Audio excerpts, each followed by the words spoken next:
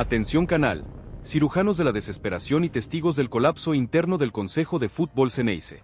La cuarta y más explosiva versión de esta novela de fugas confirma que la venta masiva de Lautaro Di Loio y Milton Delgado no solo desarmado el plantel, sino que ha generado una grieta sin precedentes dentro de la mesa chica de Juan Román Riquelme. El spoiler más caliente es que el debate por Adonis Frías ha dividido al Consejo. Una facción exige pagar el sobreprecio, los $8 millones, para evitar el caos defensivo antes de la pretemporada, mientras que la facción ideológica pide retirarse de la negociación y guardar el capital para el agujero creativo que deja Delgado. El drama central es que el club vendedor de Frías ha dado un ultimátum de 48 horas a Boca Juniors, y si Riquelme no paga, el dinero de Di Loio se quedará sin destino inmediato, dejando a la defensa en la lona y al entrenador sin certezas. La humillación oculta es que mientras Boca se consume en esta guerra civil por un parche defensivo, River Plate se mueve con eficiencia quirúrgica para cerrar a Fausto Vera a un precio de mercado justo. Hoy vamos a desgranar el análisis de la guerra interna del Consejo, la fecha límite real de la negociación por Frías, la paradoja de la extorsión y por qué el destino de la Libertadores no se juega en la Bombonera, sino en la oficina de Riquelme en las próximas horas. Suscríbanse al canal, dejen su opinión radical y díganme. ¿Es el colapso del Consejo de Fútbol la mayor debilidad de Riquelme, o es una estrategia para forzar a Frías a bajar sus pretensiones? Capítulo 1. La grieta del Consejo y la guerra por Adonis Frías. La confirmación de la venta de Lautaro Di Loio por 10 millones de euros y el inminente traspaso de Milton Delgado por 15 millones de euros ha puesto 25 millones de euros en las arcas de Boca, pero también ha desatado una guerra civil dentro del Consejo de Fútbol, CF. La división es de fondo y refleja dos visiones opuestas sobre la gestión de crisis y la inversión de capital. El foco del conflicto es Adonis Frías, el central elegido para reemplazar a Di Loio y el único parche de jerarquía inmediata que Boca puede cerrar a esta altura.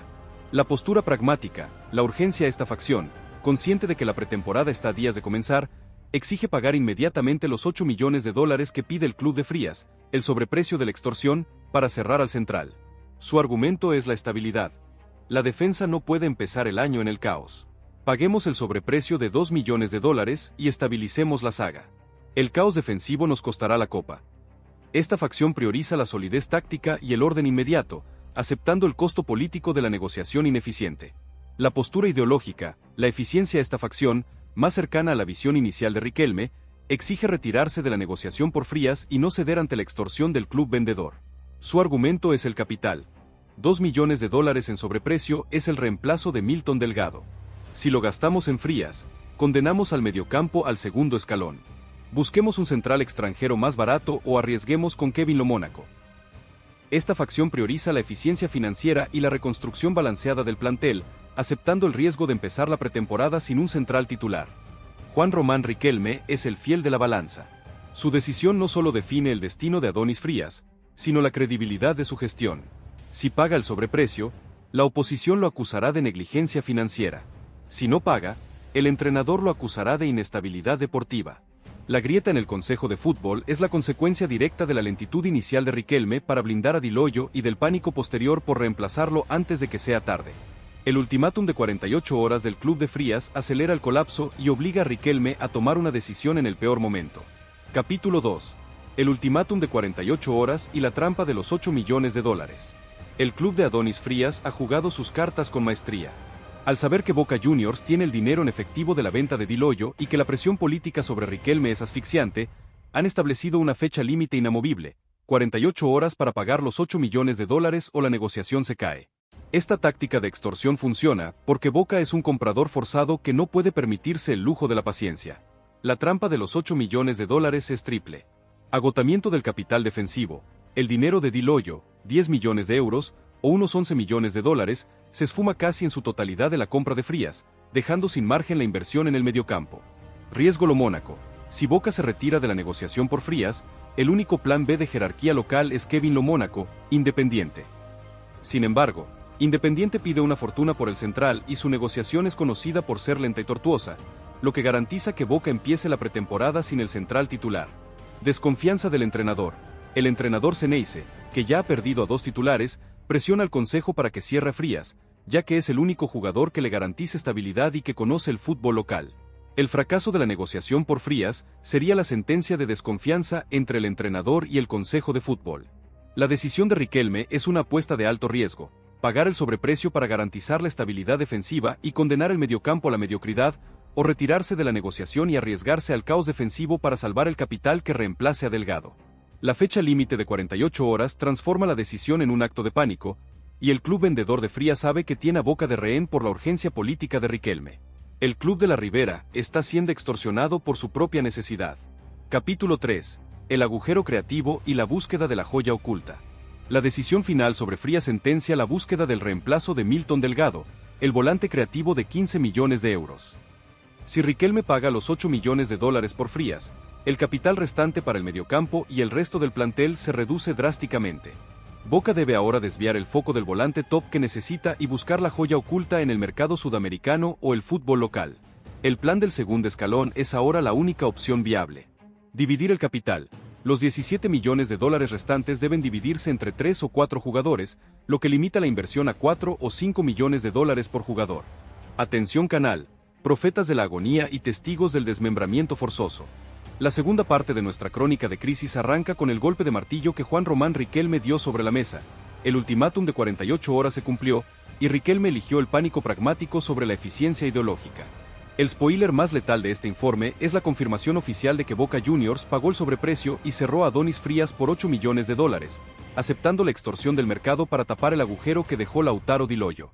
La consecuencia inmediata es que la defensa está salvada, pero el mediocampo Ceneice está condenado a la mediocridad, con solo 17 millones de dólares para reemplazar a Milton Delgado y cubrir 2 agujeros más. La búsqueda desesperada de Riquelme ahora se centra en 2 volantes de segundo escalón: Ezequiel Barco, el ex River, para más drama, y Cristian Ferreira, el volante de selección sub-23. La humillación mayor es que Riquelme debe vender la camiseta de Boca Juniors como un trampolín a Europa a jugadores que no tienen la mística de los canteranos. Hoy vamos a desgranar el análisis del sobreprecio aceptado, la lista real de objetivos low cost para el mediocampo, la guerra de agentes que exige blindaje salarial para Medina y Equi Fernández, y por qué Riquelme compró estabilidad defensiva al costo de sacrificar la creación de juego. Suscríbanse al canal, dejen su opinión sin filtro, y díganme. ¿Pagar 8 millones de dólares por Frías fue el único movimiento posible, o Riquelme ha condenado la Copa Libertadores por miedo al caos? Capítulo 1. La rendición ante la extorsión. Adonis Frías cerrado y el precio de la paz. El ultimátum de 48 horas del club de Adonis Frías fue el punto de quiebre que rompió la grieta interna del Consejo de Fútbol. Riquelme y la facción pragmática se impusieron a la ideológica, y la decisión final fue pagar los 8 millones de dólares al contado. Adonis Frías es el nuevo central de Boca Juniors, y su fichaje se confirma como el parche de emergencia más costoso de la gestión Riquelme. La elección de Riquelme fue dolorosa pero lógica: priorizar la estabilidad defensiva y evitar el caos que hubiese significado empezar la pretemporada sin un central de jerarquía para reemplazar a Lautaro Di Loyo. La rendición ante la extorsión tiene consecuencias políticas y financieras inmediatas. Sacrificio del capital. Los 10 millones de euros, unos 11 millones de dólares, de la venta de Di Loyo se esfumaron en el fichaje de Frías, dejando un margen de solo 3 millones de dólares para operar en otras zonas. Riquelme usó todo el capital de la cantera para comprar un reemplazo forzoso. Triunfo de la oposición. La oposición política tiene ahora el argumento perfecto. Riquelme vendió barato, 10 millones por una joya, y compró caro, 8 millones por un parche. La acusación de negligencia financiera es inminente y pone en jaque el control de Riquelme sobre el club. Paz con el entrenador. El entrenador Ceneice tiene ahora la certeza defensiva que tanto exigía. La llegada de Frías da estabilidad a la saga y permite la planificación táctica de la pretemporada. Frías es un gran central, con personalidad y experiencia, y su fichaje es un acierto deportivo, pero una derrota financiera. La nueva defensa de Boca, con Frías como líder, está salvada, pero el sacrificio económico ha condenado al mediocampo a la austeridad. Riquelme compró tiempo y estabilidad, pero hipotecó el resto de los 25 millones de euros en una sola posición. La rendición ante la extorsión es el precio de la paz para Boca Juniors. Capítulo 2. El vacío creativo. 17 millones para el caos del mediocampo. Con 8 millones de dólares ya gastados en la defensa, la operación 5x25 de Riquelme se reduce drásticamente a la operación 3x17. El vacío creativo que deja Milton Delgado, el volante ofensivo vendido por 15 millones de euros, es el mayor agujero táctico del plantel. Riquelme tiene 17 millones de dólares para reemplazar a Delgado y cubrir 2 posiciones más, un lateral y un extremo. La nueva realidad financiera obliga a Riquelme a virar la estrategia y abandonar el sueño de un volante top, como Fausto Vera.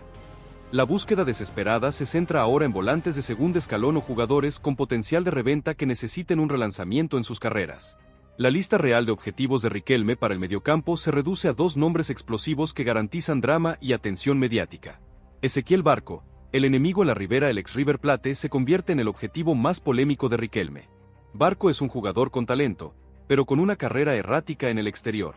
Riquelme lo ve como un volante ofensivo de bajo costo, posiblemente una cesión con opción de compra, que necesita revancha y que puede explotar en Boca.